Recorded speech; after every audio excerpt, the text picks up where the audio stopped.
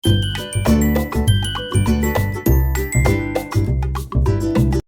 Students, welcome to all Bangla education tech. আজকের এই ভিডিওতে আমরা আলোচনা করব ষষ্ঠ শ্রেণীর দ্বিতীয় পর্যায়ক্রমিক মূল্যায়ন 2025 শিক্ষাবর্ষের ছাত্রছাত্রীদের জন্য পরিবেশ ও বিজ্ঞান বিষয় নিয়ে।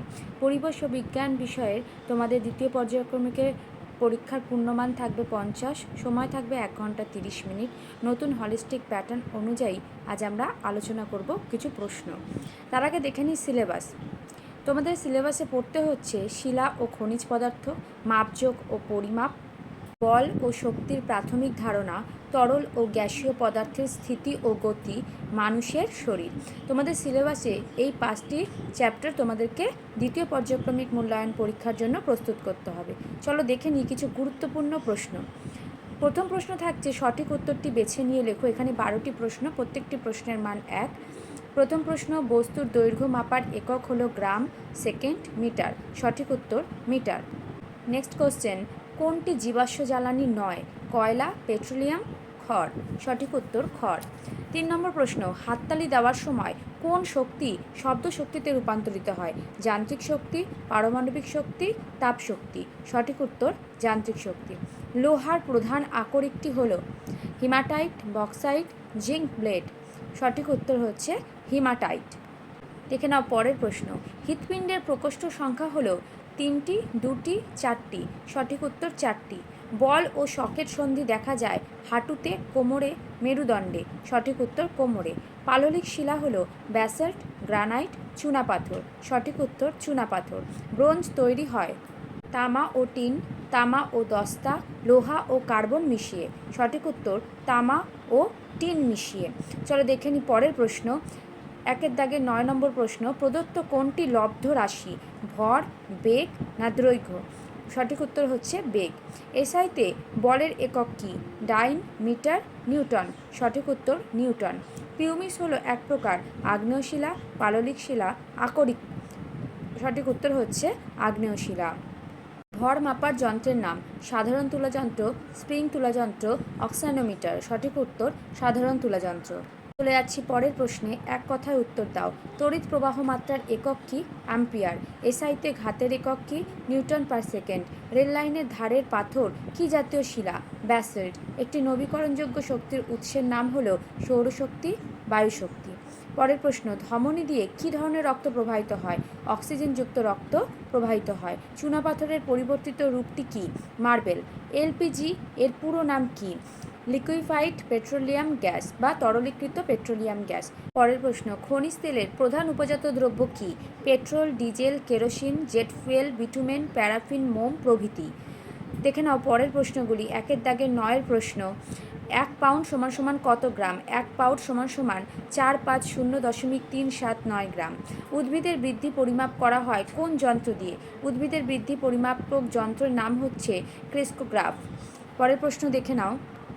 শূন্যস্থান পূরণ করো। প্রতিটি প্রশ্নের মান 1, 5টি প্রশ্নের জন্য থাকছে 5 নম্বর।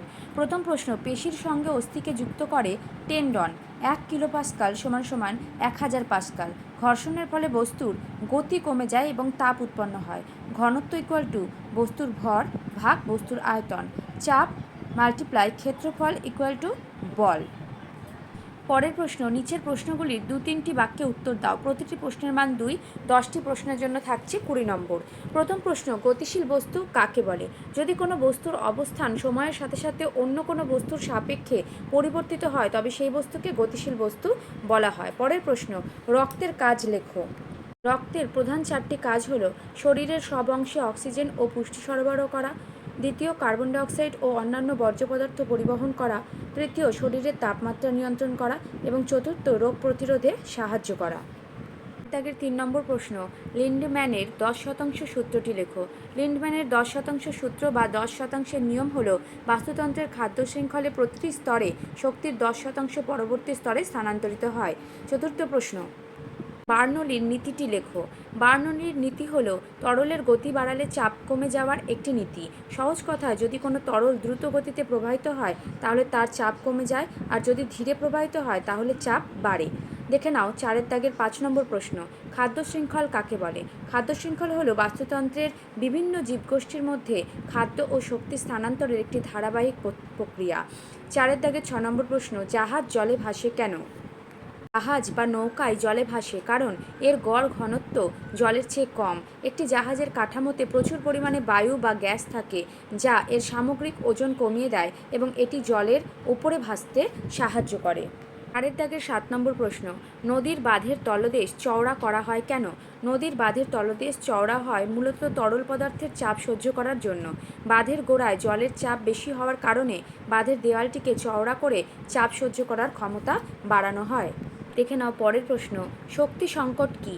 যখন কোনো অর্থনীতি বা সমাজের চাহিদা মেটাতে পর্যাপ্ত শক্তি পাওয়া যায় না তখন তাকে শক্তি সংকট বলা হয়। 4 দাগের 9 নম্বর প্রশ্ন, জীবাশ্ম কিভাবে তৈরি হয়?